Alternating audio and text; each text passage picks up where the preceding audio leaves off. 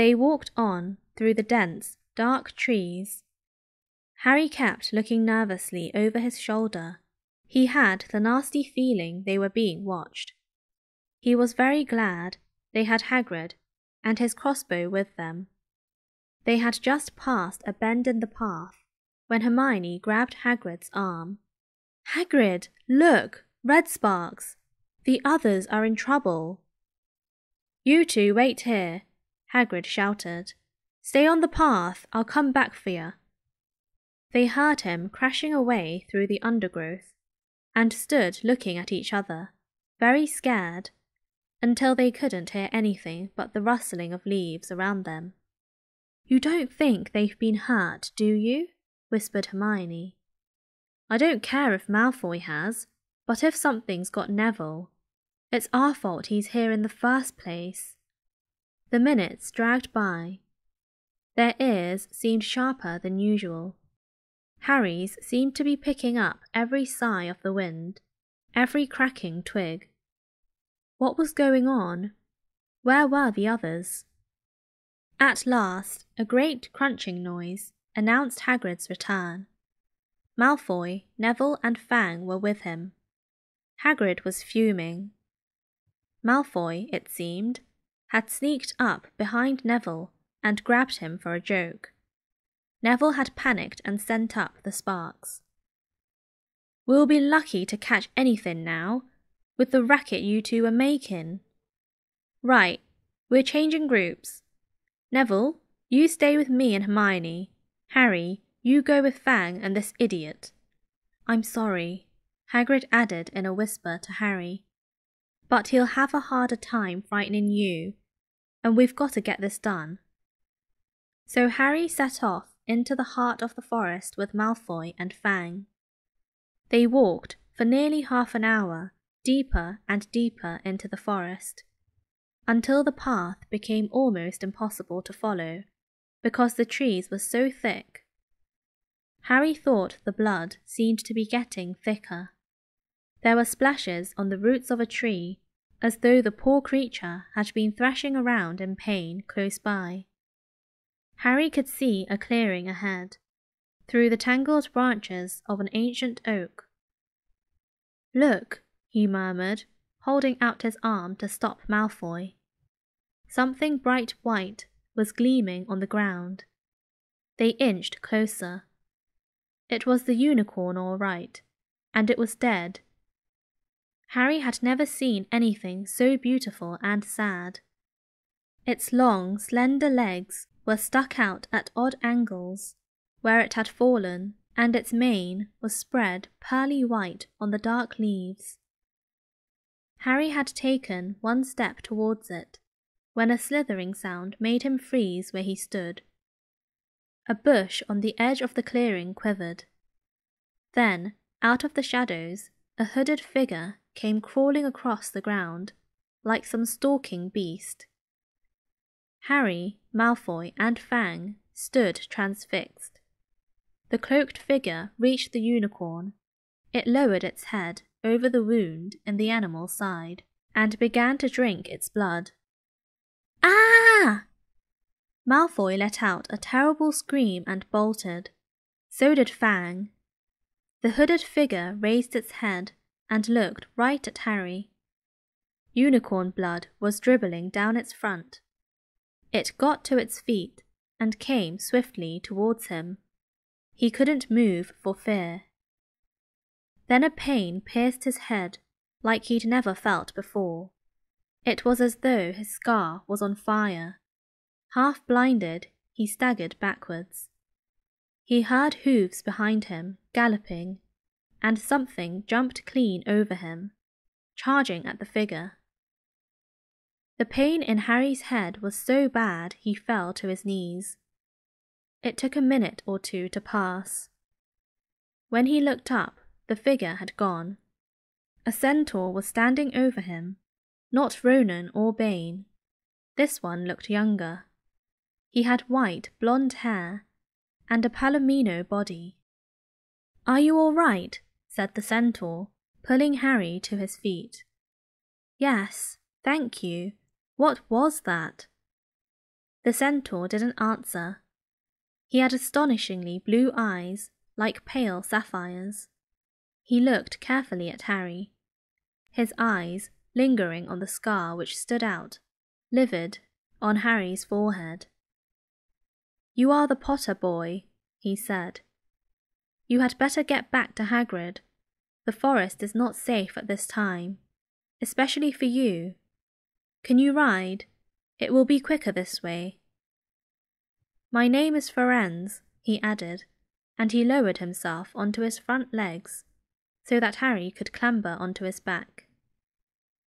There was suddenly a sound of more galloping from the other side of the clearing. Ronan and Bane came bursting through the trees, their flanks heaving and sweaty. "Firenze!" Bane thundered. "What are you doing? You have a human on your back.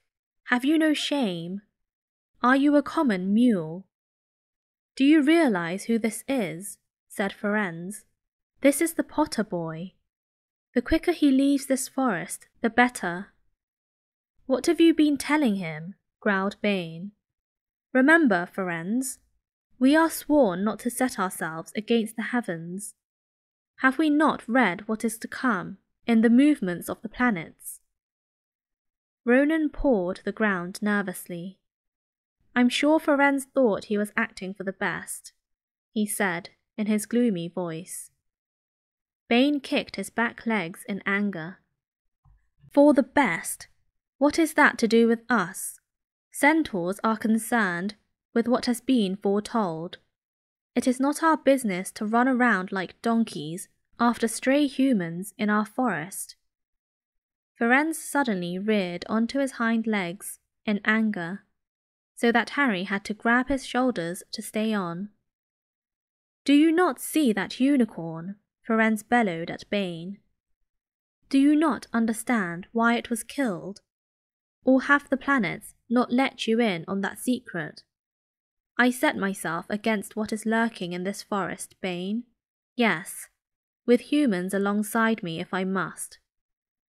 And Firenze whisked around, with Harry clutching on as best as he could.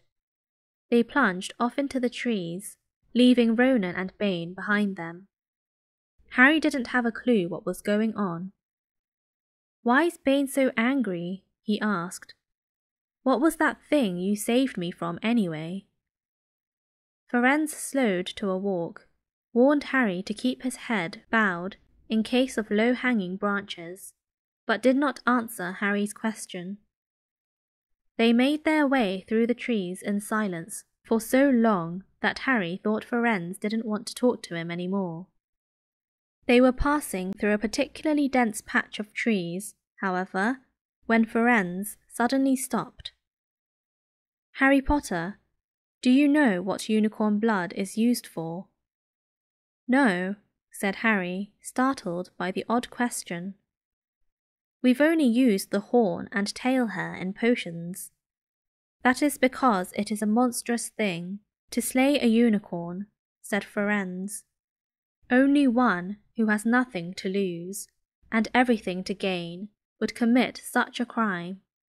The blood of a unicorn will keep you alive, even if you are an inch from death, but at a terrible price. You have slain something pure and defenseless to save yourself, and you will have but a half-life, a cursed life, from the moment the blood touches your lips." Harry stared at the back of Firenze's head, which was dappled silver in the moonlight. But who'd be that desperate? He wondered aloud. If you're going to be cursed forever, death's better, isn't it? "It is," Firenze agreed. "Unless all you need is to stay alive long enough to drink something else, something that will bring you back to full strength and power. Something that will mean you can never die. Mr. Potter, do you know what is hidden in the school at this very moment?" "The Philosopher's Stone? Of course, the elixir of life. But I don't understand who. Can you think of nobody who has waited many years to return to power, who has clung to life awaiting their chance?" It was as though an iron fist had clenched suddenly around Harry's heart. Over the rustling of the trees, he seemed to hear once more what Hagrid had told him on the night they had met. Some say he died. Codswallop, in my opinion. Dunno if he had enough human left in him to die. Do you mean... Harry croaked. That was Harry! Harry, are you all right? Hermione was running towards them down the path, Hagrid puffing along behind her. I'm fine, said Harry, hardly knowing what he was saying. The unicorn's dead, Hagrid. It's in that clearing back there. This is where I leave you, Firenze murmured as Hagrid hurried off to examine the unicorn. You are safe now. Harry slid off his back. Good luck, Harry Potter, said Firenze. The planets have been read wrongly before now, even by centaurs. I hope this is one of those times. He turned and cantered back into the depths of the forest, leaving Harry shivering behind him. Ron had fallen asleep in the dark common room, waiting for them to return. He shouted something about Quidditch fouls when Harry roughly shook him awake. In a matter of seconds, though, he was wide-eyed as Harry began to tell him and Hermione what had happened in the forest. Harry couldn't sit down. He paced up and down in front of the fire. He was still shaking.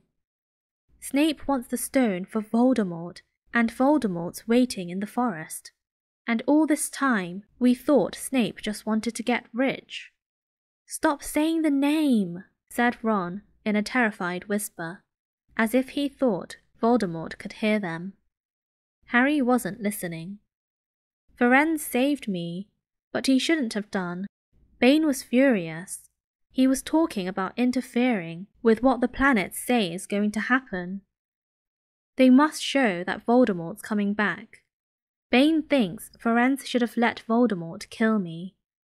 I suppose that's written in the stars as well. Will you stop saying the name? Ron hissed. So all I've got to wait for now is Snape to steal the stone. Harry went on feverishly.